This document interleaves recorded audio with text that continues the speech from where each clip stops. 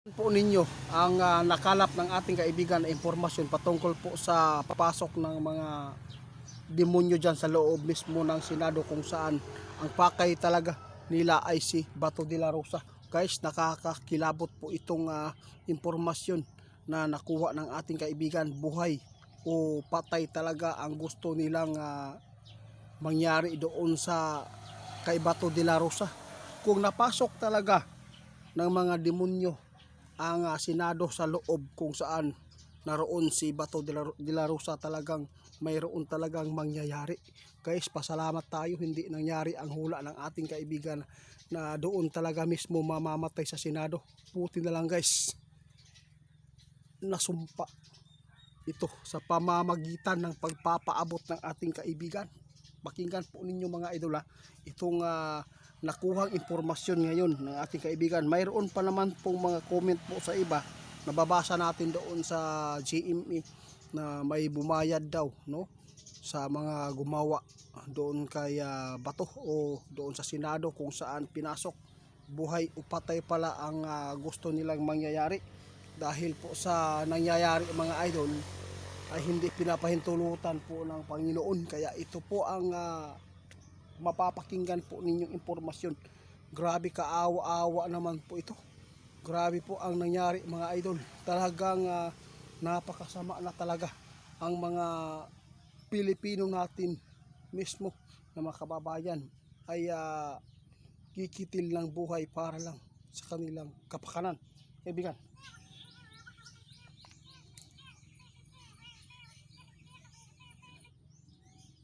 ito daw nakita nila mga idol. Nanginginig ako kaibigan. Totoo talaga ito.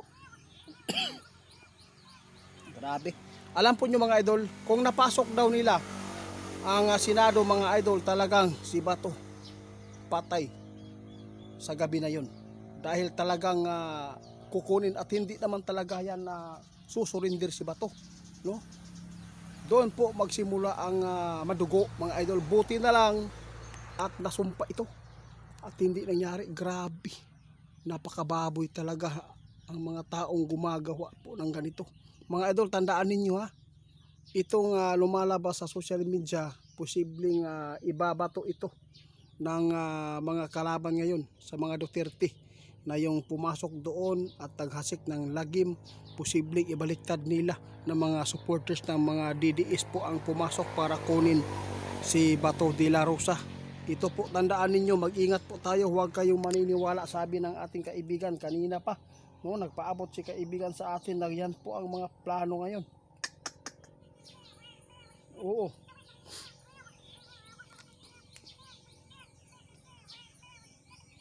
Yan, dapat po mamayang gabi ngayon.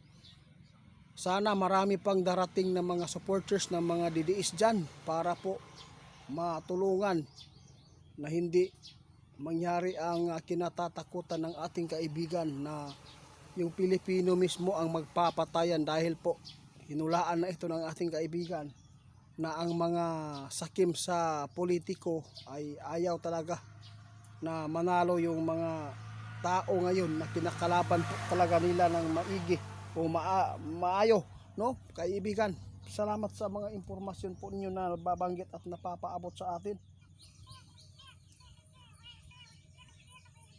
Sana po makaligtas si Bato dito mga idol. Talagang si Trillanes ang utak dito sa kaguluhan mga idol. Yun po ang totoo. Sana po, no, na karmahin na itong mga taong to dahil hindi po nila pinaprasis sa mabuting pamamaraan. Dapat po batas ang ating susundin, no? Hindi naman po nagmamatigas si Bato de la Rosa. Sabi po niya kung mayroon siyang pananagutan dito siya sa Pilipinas, igulong ang kaso. Tama siya, hindi dapat na pahintulutan natin yung banyaga, lalo na ang Pilipino nating mga kababayan mismo ang magbibigay po doon sa ICC. Yung Pilipino nating kababayan, nasasaktan nga tayo kapag mayroong inaapi ang mga OFW sa ibang bansa, inaapi ng ibang lahi. Tapos ito ang gagawin natin. Ano po ba ang nakikita natin?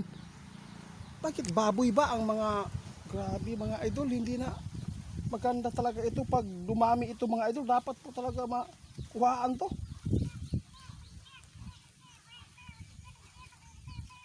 Ko, grabe, sakit talaga.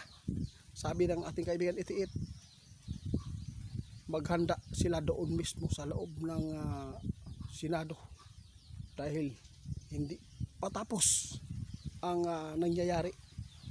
Mayroon pang sasakay dito, maraming binabayaran po ngayon ang mga taong ito para maghasik ng lagim mga idol, para lang ibato sa mga Duterte ang nangyayari. Baliktad na naman po ito mga idol. Sa isyu ngayon mga idol, talagang mga DDS pa rin ang didiin dito sa nangyayari, dahil sasabihin na naman po mga DDS po ang pumasok doon para po kunin si Bato at itakas doon sa loob. Pero hindi po ninyo alam na nakunan po kayo ng kamera o video. Kaya mga idol, huwag po tayo agad ngayon magpalinlang pa kung sino man po ang mga namumuno noon na nagdaan. Kung ikumpara po natin ngayon, grabe kababuyan na po ngayon mga idol. Talagang nangyayari talaga ang mga hula ng ating kaibigan na magkakaroon po ng gulo sa loob mismo ng Senado. Di ba? Ipinapaabot po ng ating kaibigan yan. Guys, paki-report pala kay Ghost Hunter 88 Fans 2.0 sa Facebook page niya, dahil marami na po siyang scam dahil po sa mga video natin na mga herbal, no? Nagpanggap at nagpupusya at napakarami po nag-order sa kanya at ini-scam lang daw. Kaya salamat kaibigan. Kaibigan. Oo.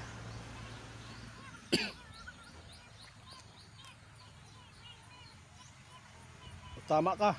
Yun po ang maganda. Kailangan po ngayon, no, na hindi na tayo pwedeng magpalinlang pa mga idol. Tandaan po ninyo ngayon na ang tao kapag talagang nabubulag na, sana maisip ninyong maigi ang nangyayari ngayon dito. Hindi naman po nagmamatigas si Bato para pananagutan po ang kanyang kasalanan kung mayroon po siyang nagawang labag sa batas dito sa ating bansa. Hindi po siya ng laban, hindi. Ang gusto nila iproseso ng maayos, hindi yung buhay niya ang gusto nilang kunin para din po ibato sa mga DDS na sila mismo daw ang